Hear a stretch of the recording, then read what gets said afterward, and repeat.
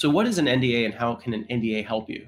Well, an NDA, first of all, it stands for non-disclosure agreement. And what it is a contract that requires the individual that receives your confidential information to keep it secret.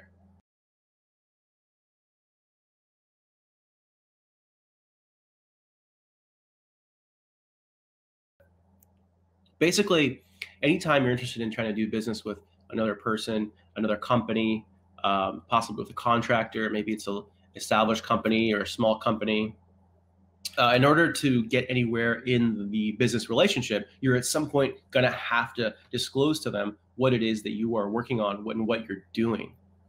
Now, how much of that you disclose is, of course, entirely dependent on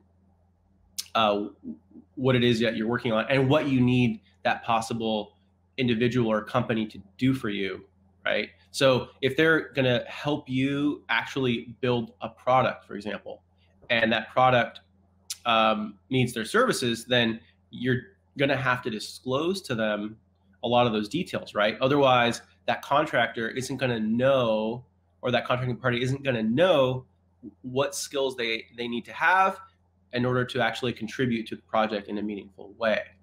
So in that example, so let's say you're an individual and you have an idea and you want to get it prototyped. And so you would have to explain to a possible contractor that's going to prototype it for you exactly what it is that you want to have built, right? Because if you don't, then that contractor is not going to be able to tell you, oh, hey, you know what, actually, that's not my expertise. I'm not the right person for that, right? But they need to have the information first. But what's the risk? Well, the risk is that when you disclose that information to the contractor or to that individual, that they might then take it and then use it to build it on their own without your involvement at all, right? So that's the absolute worst case scenario, where you basically just get your idea ripped off. So what is an NDA and how can an NDA help you? Well, an NDA, first of all, it stands for non-disclosure agreement. And what it is a contract that requires the individual that receives your confidential information to keep it secret and to keep it confidential and to not disclose it to third parties. So it's a useful tool. Now, the problem with NDAs is that they're contracts. And so there's still no guarantee, like anything else in life, right? That they won't then sign the NDA and then still rip off your idea. But having the NDA at least is a contract. And if the other party does in fact sign the NDA and the NDA says that items in the NDA you have to keep confidential and they disclose it to a third party, then that would give you rise to a cause of action for what? For breach of contract, because an NDA is just a contract. It's an agreement.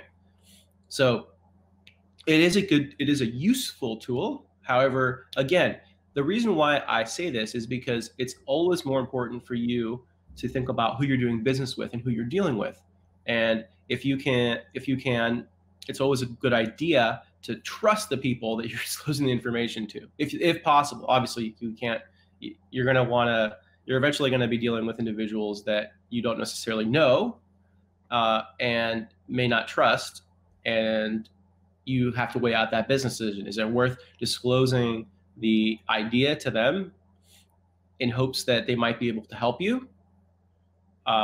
And if you think that that is a worthy business decision, then definitely try to have an NDA in place before you do it. But at the end of the day, people are going to do what people are going to do. And so that's why you have to be very careful.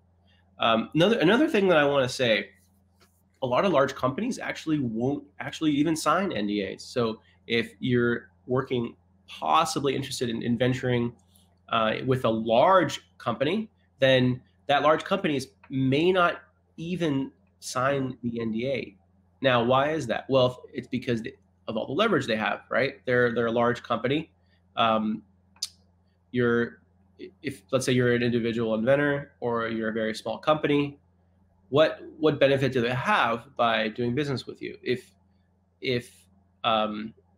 it's worth it, though, you still may disclose it just in order to get their involvement, or in whatever capacity. It may not even be to prototype, right? There's a lot of reasons why you might want to disclose your idea to a third party. You might want them to partner with you.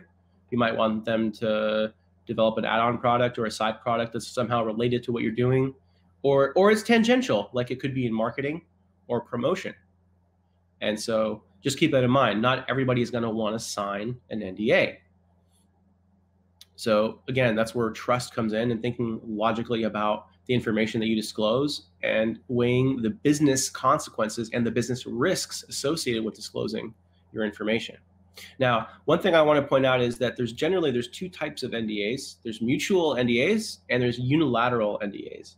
So let's talk about a unilateral NDA first. So a unilateral NDA is an NDA where the promise is only in one direction. So for example, Victoria, I would tell Victoria, hey, Victoria, he's just unilateral NDA, please sign it. So go ahead, sign the NDA, Victoria. All right, now I'm going to tell you my secret process involving X, Y, and Z, okay? So the X, Y, and Z process. Now, Victoria, you can decide, I don't know, do you want to do business with me? So, okay, so in that case, we're going to have another contract and agreement drawn up, but I told Victoria my XYZ process, and she had that information. And for a second there, before she decided to actually go forward with it, she could have said, you know what? No, I'm good. I'm not the right person for this. Or would take up too much of my too many resources. I don't quite have that energy and time to devote to that right now. So I'm not your person, right? And then in that case, she might know the secret sauce at that point because I told her my XYZ process. And now she has that information and isn't able to benefit me, right? Because we're not going forward with the project together, right? So in the unilateral NDA example, Victoria would promise not to disclose that XYZ process to any third party. However, think about it. What did I promise her? Well, I didn't promise her anything, right? So that's why it's unilateral, because it's only one directional. Now let's do another hypothetical. So let's say that I came to Victoria, who I knew was really, really good in fabricating machines that related to the XYZ process, right? And so the Victoria might actually want to also tell me why she's so great at building XYZ machines. And so in the process of us talking, she might also want to, in order to convince me to get my business, she might also want to disclose something to me.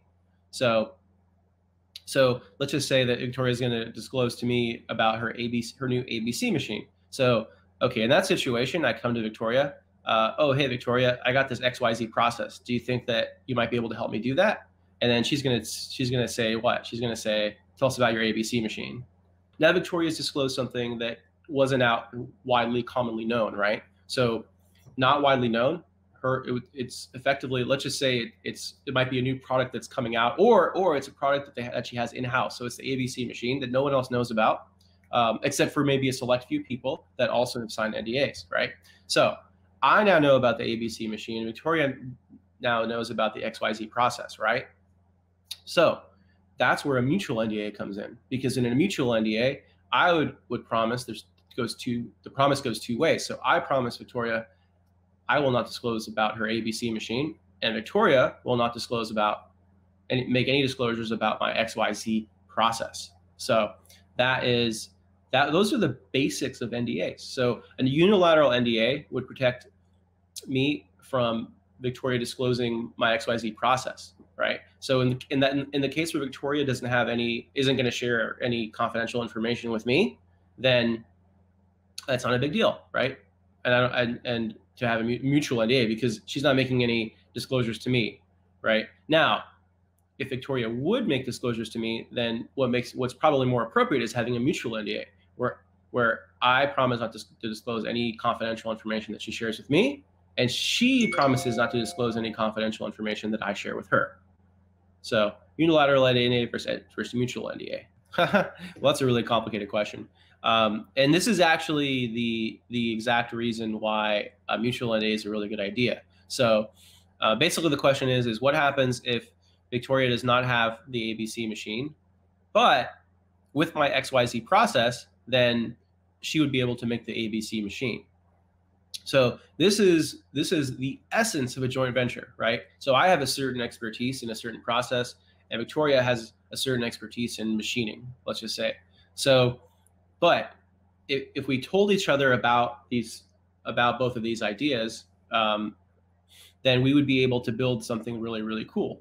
And that's the essence of a joint venture. But in order to even to get to the realization that, hey, Victoria could the realization that, oh yeah, I can actually build this if I have his know-how. That is the essence of a joint venture. And that is why mutual NDAs are so powerful, right? Because they would contractually allow us to comfortably get to the point of decision where we could say, oh, you know what, we should do business together. So I'm going to teach you my XYZ process, and Victoria is then going to go off and make that ABC machine.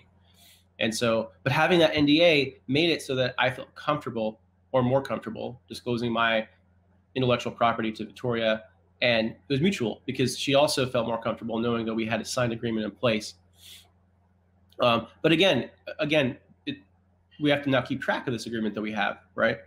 Because in the event that we don't do business together, I now know something.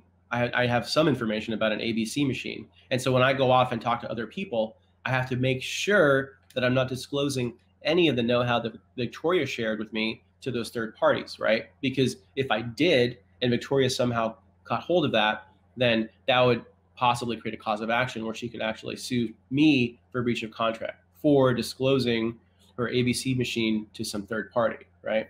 And so that's a really awesome question. Thank you. That really truly is one of the benefits of having NDAs, because it makes it so that these joint ventures could be possible, right?